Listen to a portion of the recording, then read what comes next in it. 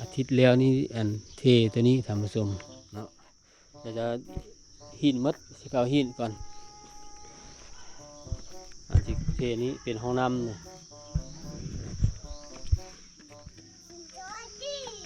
ดีไปมานายไปพ่อป่ะเอาเงินกัน เอาเงินไปที่ยัง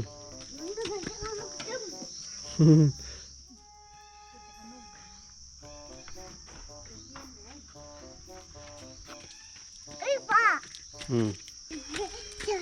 เวลาว่างจีไปเอาหินก่อน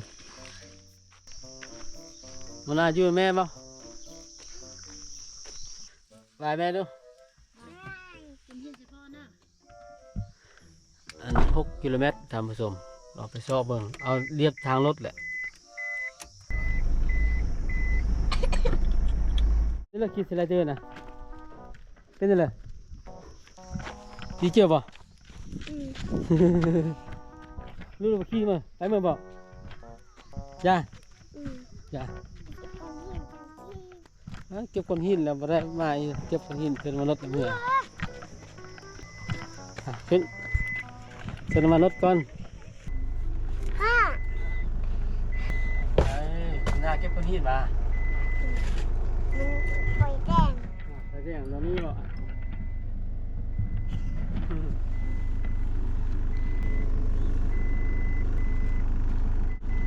ก้อนหินท่านผู้ชมเสื้อข้านเนาะเป็นเอาน้ำมันหน้าบ่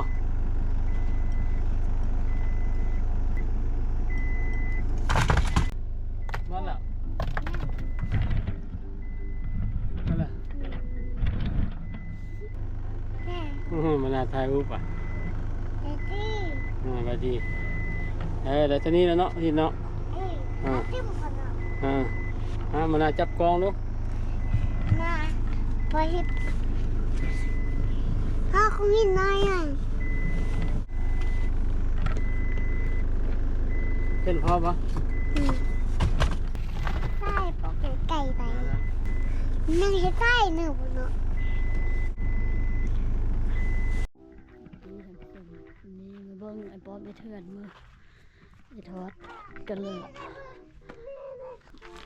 คนฮิตเลย ไปดีไปดีมันนานมันน่าไม่เป็นไรบ้าผมโกเนาะสมเนาะเดี๋ยวเราฟังนี่เนาะโอ้ไปเยียบละก็อันนี้แล้วนะยัง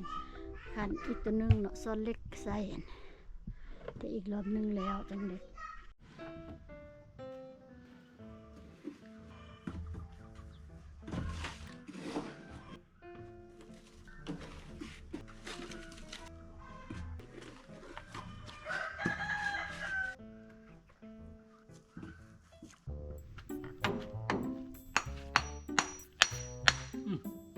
ชอบนะ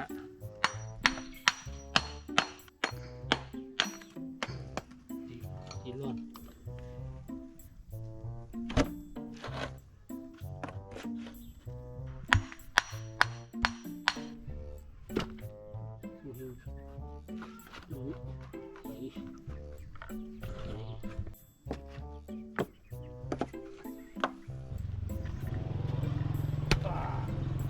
แค่เลย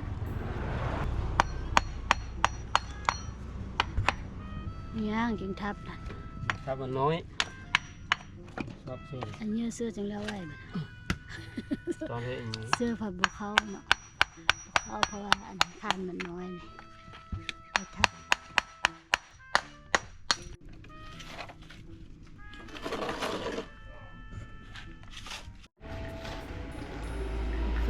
ตัดหน้าปุ๊บ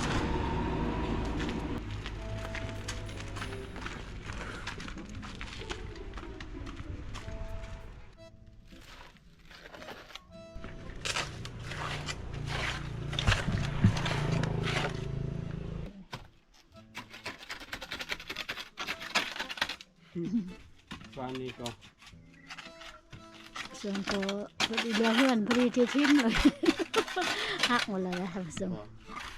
ดีบ่ยี่ห้อดีเด้ ยังยองอยู่ในใบตาเนาะยองใบตาเนอะไม่เรียกเนอะช่วยพวกโกขานเด้อไอ้เธอควงงามๆมันน่ะเตียงกินเนาะเอ้ยควกเอาห้องน้ำมันน่ะ ลึกอันนี้การซาวสะซาว นี่ละคือเกือบอึ้นเกือบเลยลูกได้ละ คนก็ ไปดูทำส้มนี่ทำส้มมาเบิ้งกระเจ้าทอกข้านข้านเฮือนไฟเนาะท้องน้ำอันนี้ก็ไอ้ก็มาซอยเนาะลูกเดี๋ยวจำท้องมาได้ทำส้ม ลงทุนมา40กว่าลัก มาซอยข้านอันเฮือนครัวเนาะซอยเซียวเนาะเจอหลายๆเด้อ ระว่างมาซอยเด้อ เจอหลายๆเด้อมาซอยเนาะไปเบิ้งไข่ฟอมไอ้ที่ทางในเนาะ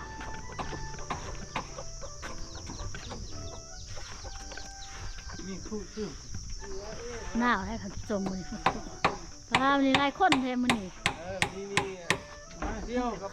ให้เพื่อนมาซอย มีทีมงานเเลยเนาะสมือมีแต่พวกเมีย นี่เอ็ดอันคานดินแล้วทิศแล้วนี่เอาใส่มาอันนี้มันอันน่ะเครื่องมือมาแต่เกาหลีใต้ฝากมาให้เขาใจหลายเด้อ ส่วนอันนี้จะเป็นคานเล็กเล็กเด้อละ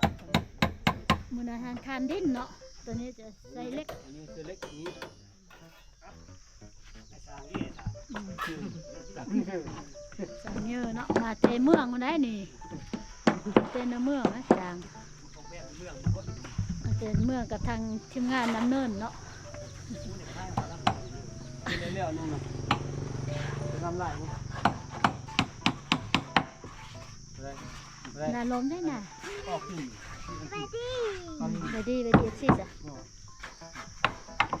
อยู่เอาใหม่มาซื้อนี่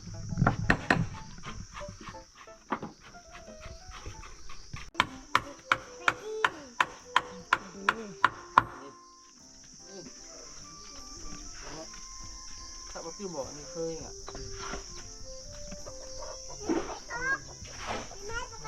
ย่ำ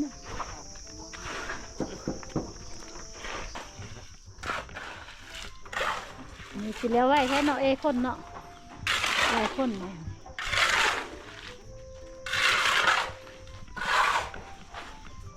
แตงกินเนาะลวกผักไปดีมาไหนเลยน่ะ รวมพูดเนาะเรียกนี่ไหมพูดเดียวเนาะแล้วถามว่าเนี่ยว่าตัวมันยีก็เลยรับมันนี่ มึงจะได้สร้างมือยัดบ่เสียสร้างได้ทางหน้าได้นี่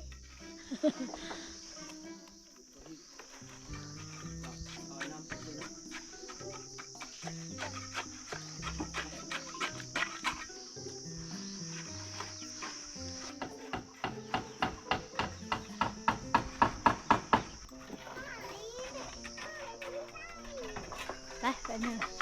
สมหนาวขนาดแล้วเนาะหมอกคุ้มอยู่เนี่ยเจ้าลังเนอเกือบไปเห็นเนาะมืดหมอกครับตอนนี้เป็นเวลา11 โมงแต่ว่าไปเห็นแดดเทื่อ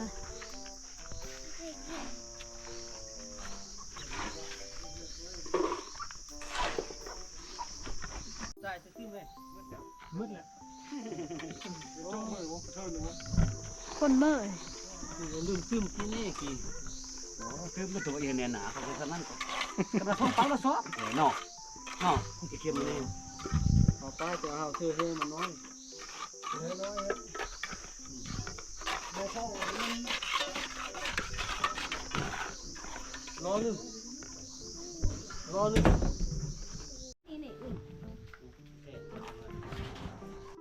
มันจะแกระนะ หลายคนเทมมันนี่ จะได้เฮ็ดเทเศร้าพร้อมบ่สันเนาะ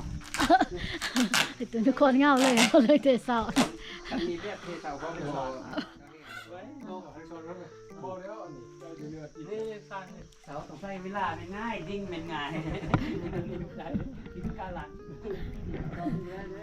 เลยไปเลยอันแนวหน้ามัน ปกติมือพักมันก็สิมั่งไปเฮ็ดเวียกแต่อันนี้ก็บ่จ่อยถ้าไปนอนเขาก็โทรหามาเวลาไปเปลี่ยนโอ้ เอ้ว่าเลขเวียกอีนตีมาเจอเวียก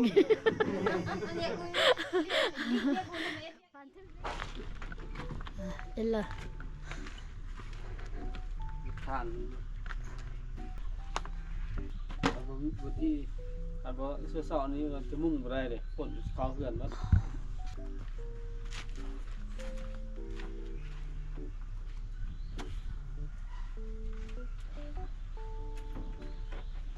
นี่ห้องนี้จะห้องขึ้นป้อมห้องนี้จะทางขึ้นติตรงนี้เนาะฝนลงไปทันตกซะเนาะเดือนมือนี่ฝนตกอะไร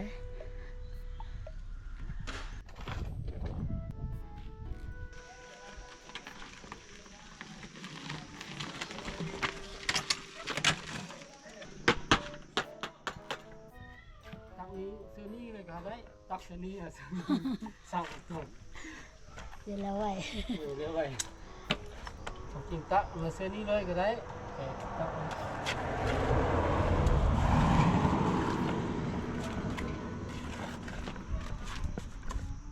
เดือดร้อนเนาะวันนี้เนาะ ออนไลน์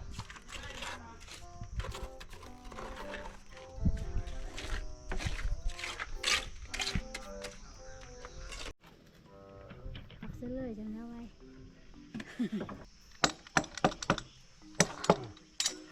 เปลี่ยนเดียวในใส่ช่วงจังหวะนะเที่ยงนี้เที่ยงตัวนี้เที่ยงตัวนี้ เอาทอเลี้ยวติ เลย ทอเลี้ยวสิมังดีแท้สุด ที่มันปอ1.85เนาะปกติมันแต่ว่าไปซื้อตัวนี้พิเศษว่าปอละ110เป็นสิบางดีนะ ก็ดีใช่ป่ะ โอ้แต่ก็โอเคอยู่ เฮ้ย ยังไง ยายอ่ะยายเลยเป็นยองไทยคลิปพ่ออ่ะคำตีคดไม่ที่ทันแข็งแรงร้อนขนาดอันสูง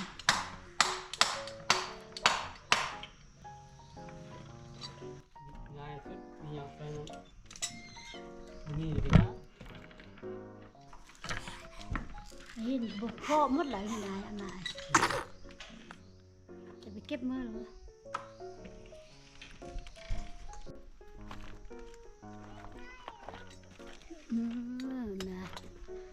เลยที่ไปกันเลยซุ่มขึ้นเถิงไปเฮียไหลสลดก่อนลองทีบดูตินทีบดูใหญ่ใหญ่แห้งใหญ่แห้งใหญ่บางนี้ขึ้นเลยใหญ่บางนั้น นี่จะไปเลย ใหญ่ใหญ่มาที่แห้งๆที่ไปไว้เหรอ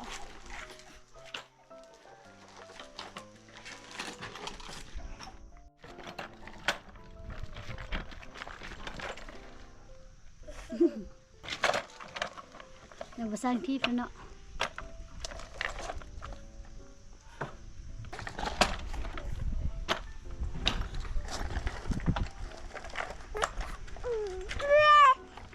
มันย่องหาย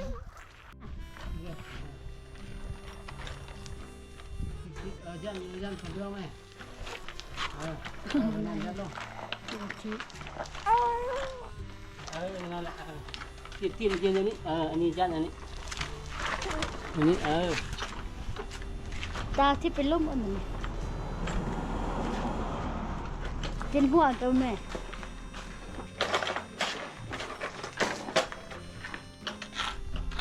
กินให้แห้ง